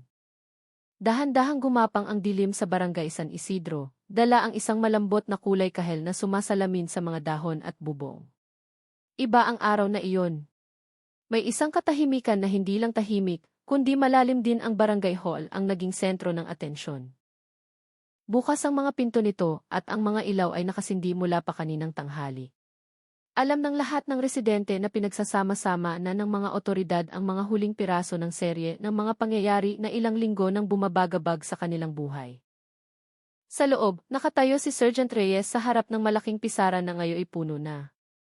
Ang mga linya ng koneksyon ay malinaw ng nakaayos, nag-ugnay sa mga lugar, oras, pahiwatig, at aktibidad sa isang daloy na hindi na napuputol. Nakaupo ang mga opisyal, ang ilan ay pagod, ang iba ay seryoso at tensyonado. Ulitin natin mula sa simula, sabi ni Sergeant Reyes. Ang mga baul ay ginawa sa labas ng baryo gamit ang kahoy na hindi lokal at mga pako na hindi karaniwan. Imposibleng gawin ito ng isang tao lang. Ang kahoy ay hinihinalang kinuha mula sa ibang lugar, dinala sa isang partikular na pagawaan, sa kabinuo na may pare-parehong sukat. Tumango ang mga opisyal. Narinig na nila ito, ngunit ngayon, iba ang pagkakaayos, mas buo. Nagpatuloy si Sergeant Reyes, ang mga bowl ay ipinadala gamit ang isang mabigat na sasakyan, pumasok sa pamamagitan ng ruta sa gubat na bihirang daanan. Mula sa mga bakas ng putik at gulong, alam nating ginamit ang ruta ng ilang beses sa isang regular na panahon. Ang kwento ay tuloy-tuloy ng umagos. Ang malaking mapa sa likuran ay nagpakita ng mga palaso na nagtuturo mula sa gubat patungo sa abandonadong gusali. Ang gusaling iyon ang naging hintuan, patuloy niya. Ang mga alikabok ng kahoy, bakas ng lupa, at mga natirang tali ay nagpapakita na itinago muna doon ang mga baul bago muling ilipat. Ang susunod na hakbang, inilipat ang mga baul sa kanal. Ang parehong bakas ay natagpuan sa 3 lokasyon, sa kanal, sa gusali, at sa sakahan. Magkakatulad ang putik na nagsasaad na ang paglipat ay ginawa sa magkakalapit na panahon.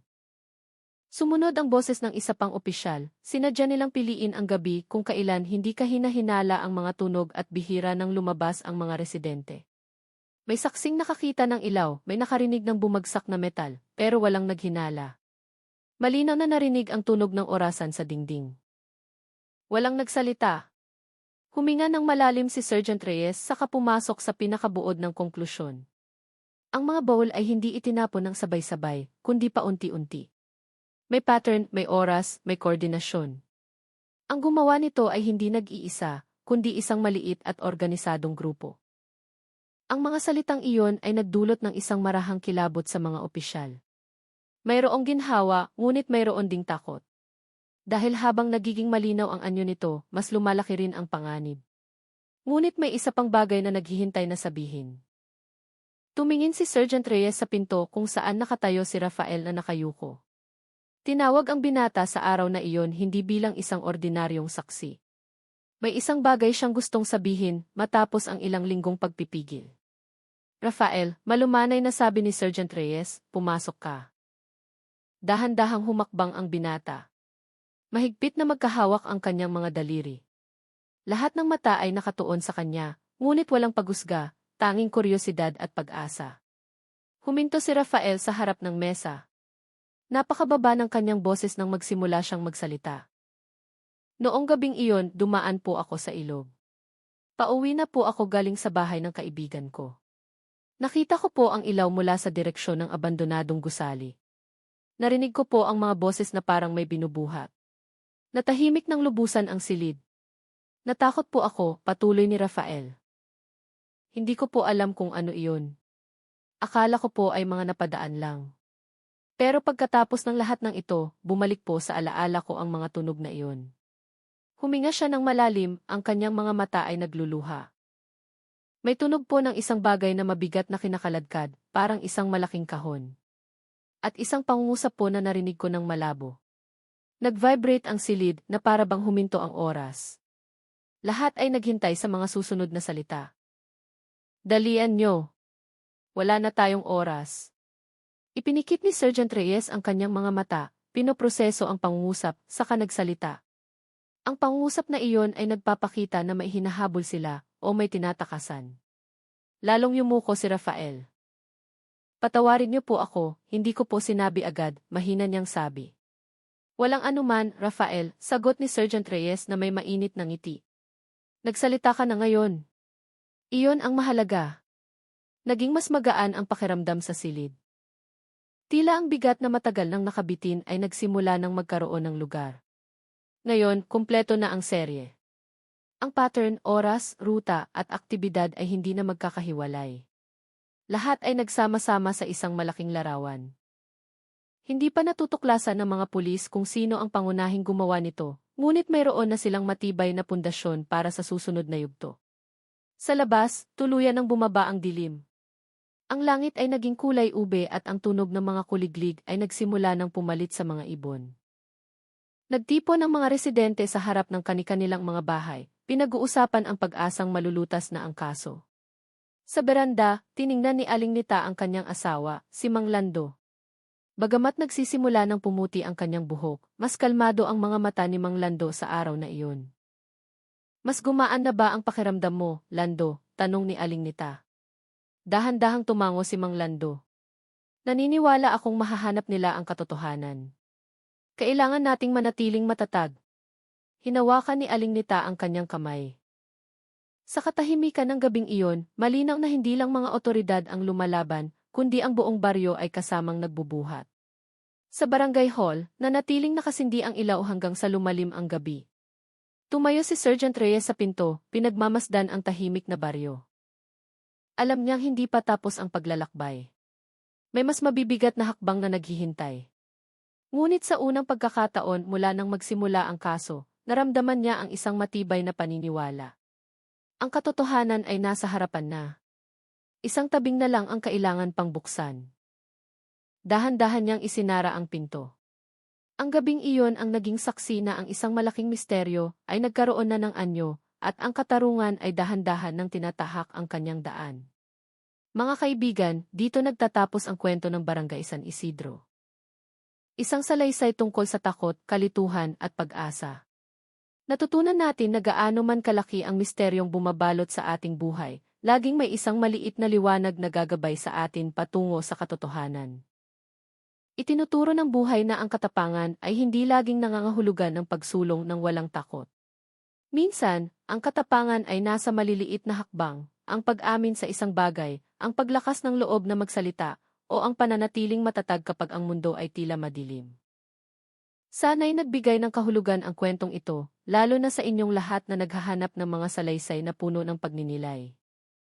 Kung nagustuhan ninyo ang kwentong ito, mangyaring mag-iwan ng komento, pindutin ang like button, at huwag kalimutang mag-subscribe upang hindi mahuli sa mga susunod na kwento. Maraming salamat sa inyong pakikinig. Naway mapuno ng kapayapaan at biyaya ang inyong gabi.